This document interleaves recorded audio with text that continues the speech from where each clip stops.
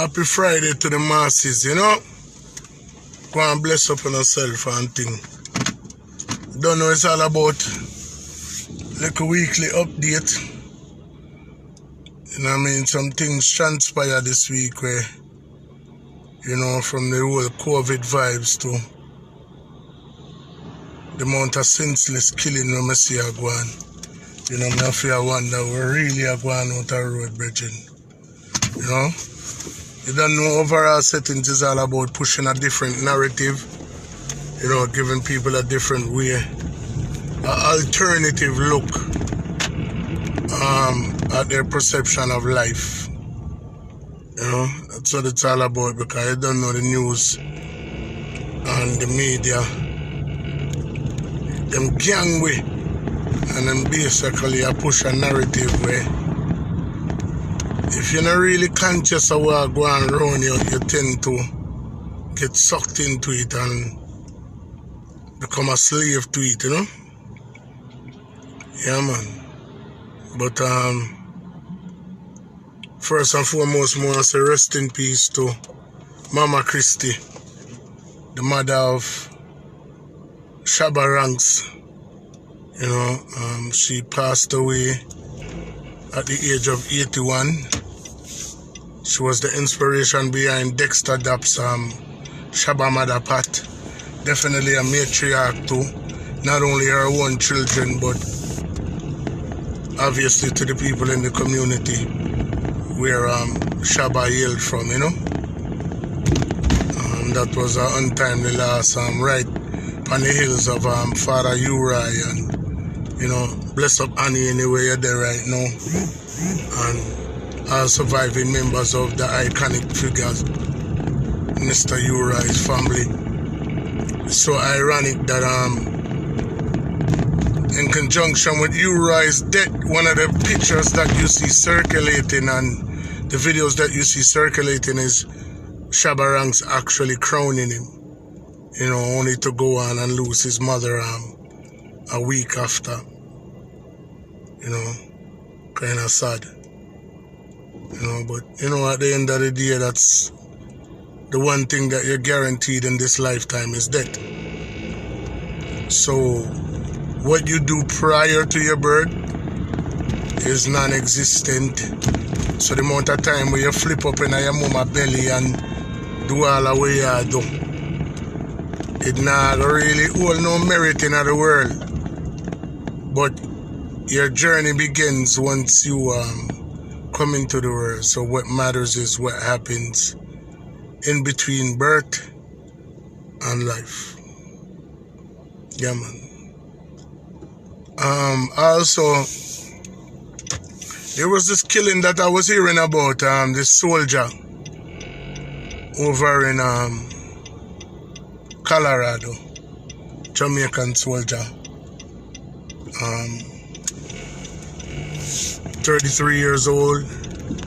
He was actually a sergeant. He made the rank of sergeant within 4 years, which kind of speaks volume to what type of soldier he was. And if you go over to him or his wife's page, I believe his name is, I know his last name is Blake. I'm not sure. I think his wife's name is Taisha, or, you know, Tiana, I believe. But Blake as well, Annette Blake. But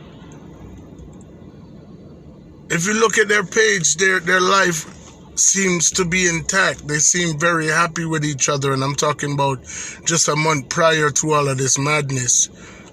You know, even Thanksgiving, there was like a live video on our page and everybody was there and being cordial. Mom and dad had flew down from New York, where the wife was originally from, and, you know, he seemed to love his children. And then bam, you know what I mean, one day he gets up and he kills this woman in front of their children, leaving them without their mother And obviously him, because he's going to go to jail for a very long time for what he did. And, you know, obviously they were traumatized because it actually transpired right in front of their mom. I mean, actually in front of them, I should say.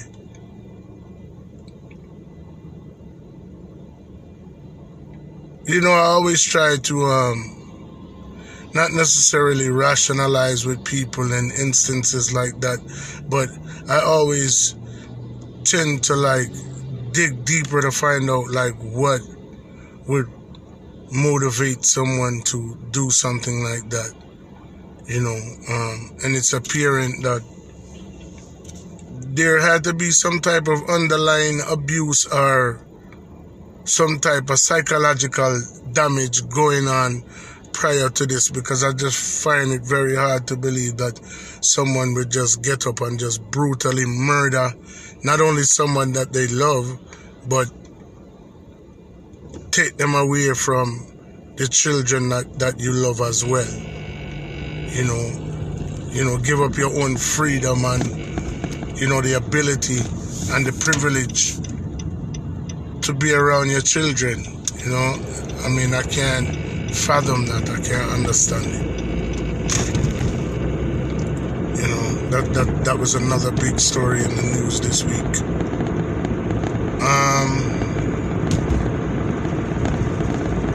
Of course, there was DJ Slaughtertone out of Atlanta. Another headline gripping story that was talked about this past week. Selector / business owner, a person who had several business entities in Jamaica, taxi, bus, and whatever else he had his hand in. He obviously was kind of well-to-do for himself, because at the time of his demise, you know, he was driving a drop-top BMW in the streets of Jamaica, Mullines Road to be exact. And, you know, there's a lot of different theories going around as to why he was killed, you know, but at the same time, that doesn't make it any easier to bear for the friends and the family and, you know, the people who are sympathetic to, you know, people meeting their untimely demise. He was on a visit in Jamaica, apparently on business, and, you know, obviously leisure as well. I heard he was at a garage, received a call from an undisclosed woman, allegedly. Went off to go meet the woman, and before he even arrived to where she was, he was brutally murdered. Rest in peace to Slaughtertone.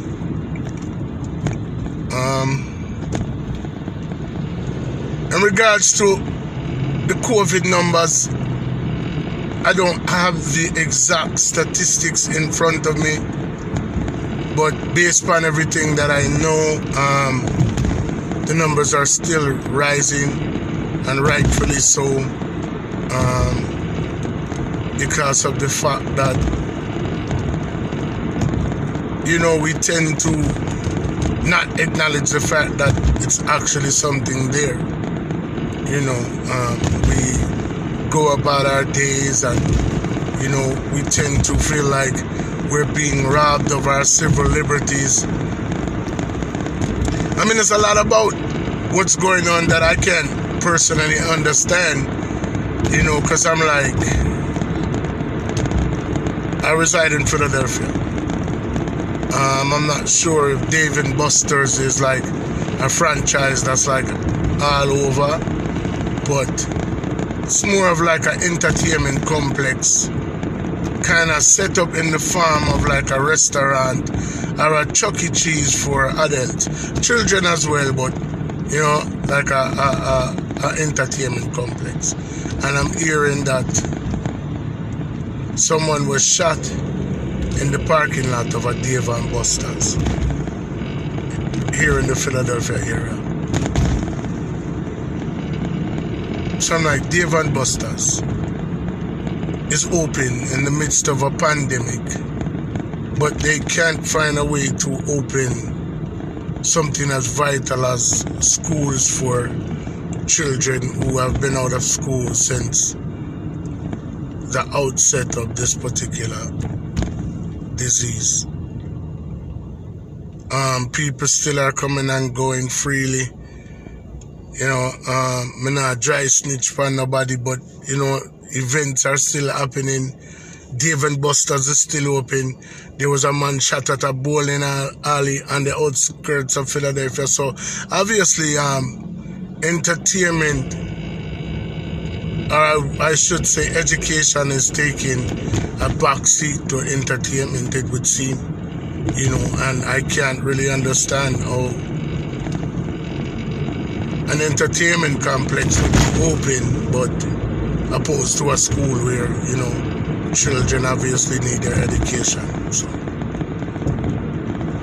you know, but the numbers are still rising. Based on a news clip that I read, I think it was some point today, I heard that since President Biden has been in office, the vaccine has been administered to almost 50 million people already, if I'm not mistaken.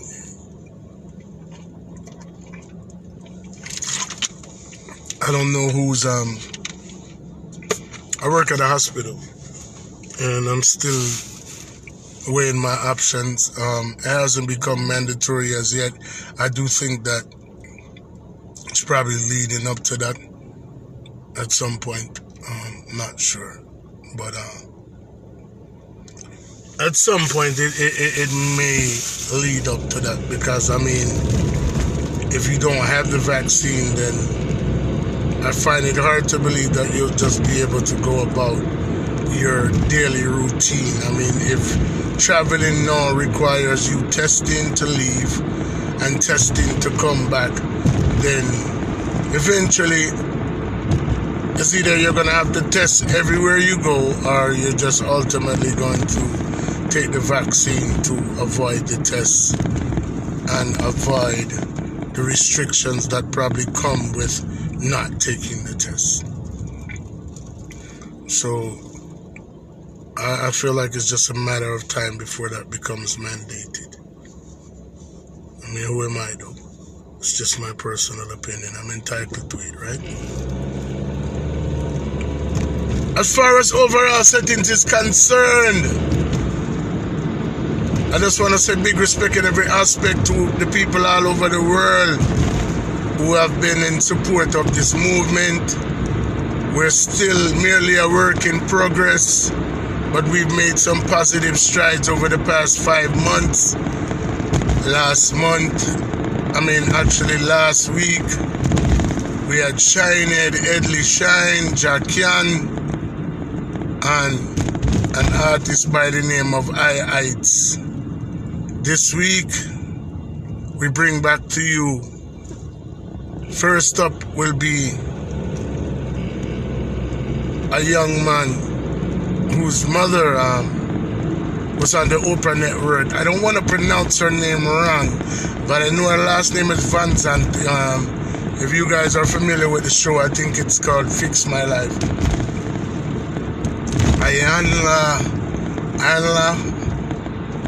Lanya Fix My Life. Very successful show, went on for a number of years.